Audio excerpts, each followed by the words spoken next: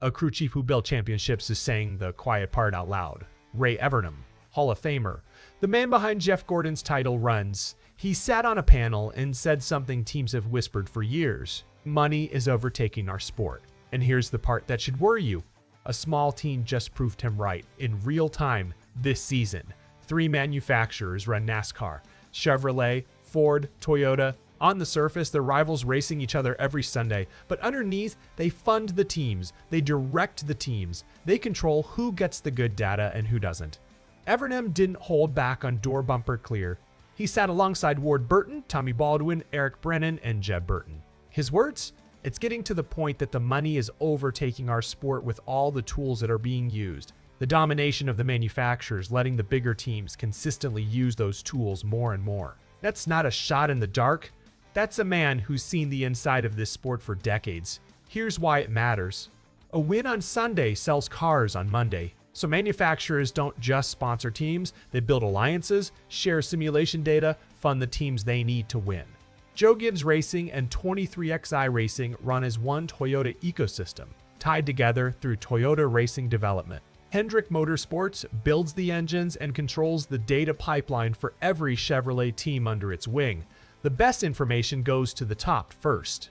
Everyone else gets what's left over. So what happens to the teams outside that circle? Ford's mid-tier squads, RFK Racing, Front Row Motorsports, have said the support is thinning. Ford is spending globally now, including a new Formula One engine program. That money has to come from somewhere. On the Chevy side, Kaulig Racing sits at the bottom of Hendrick's priority list. Older setup data. The flagship cars get the newest builds first. But the clearest example of what Evernham is talking about, it's Jeb Burton. And it happened this year. Last season, Jordan Anderson Racing ran where you'd expect an independent team to run, 10th to 15th most weeks. Respectable, consistent, nothing more. This year, JR got something bigger.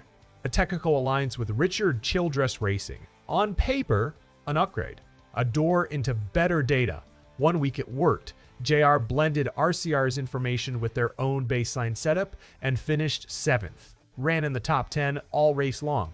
Then the very next week, everything fell apart. One adjustment. A single change to the left rear spring. The car went from too loose to completely understeering. Undrivable. Think about that. One number on one spring took a top 10 car and made it unraceable. That's how thin the margin is when you're learning someone else's data on the fly. Big teams have years of history with that data. Small teams get it handed to them and have to figure it out mid-season with real points, real finishes, real consequences riding on every guess. That's the gap Evernham is describing. It's not about heart. It's not about effort. It's about who owns the information before the green flag ever drops. So is NASCAR doing anything about it? Some things, yes. Testing is now capped. 2 consecutive days, and no more than 3 affiliated organizations running 2 cars each. The horsepower bump to 750 on short tracks and road courses is designed to hand more of the outcome back to the driver. NASCAR also cracked down hard after the 2024 Martinsville manipulation scandal when Chevy teams were caught shielding a driver's playoff spot. Fines. Suspensions, a real consequence for real manipulation, and the next-gen car itself was built to close the gap. Custom chassis, banned. Custom parts, banned. Teams can't out-engineer each other on the mechanical side anymore, so where's the gap coming from now? Simulation data. That's it. That's the one lever left, and the manufacturers own every inch of it. Here's the part that should stop you cold. NASCAR standardized the hardware to level the field, but in doing that, they handed the manufacturers full control of the one thing left that separates a winning car from a losing one: the data.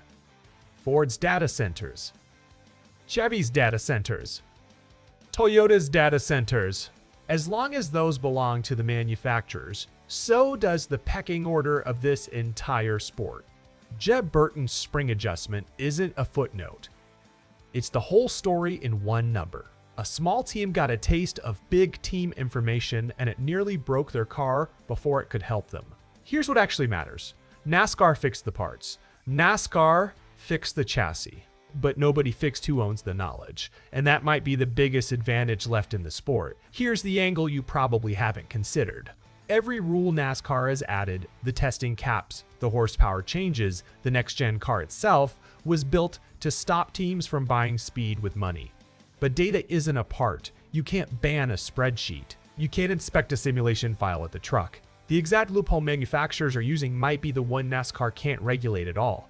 So here's the question worth sitting with. Is this really about closing the gap between big teams and small teams? Or did NASCAR just move the advantage somewhere harder to see? If you want to know whether NASCAR finds a way to regulate the data war before it decides who wins next season, hit subscribe and turn on notifications because this story is not finished.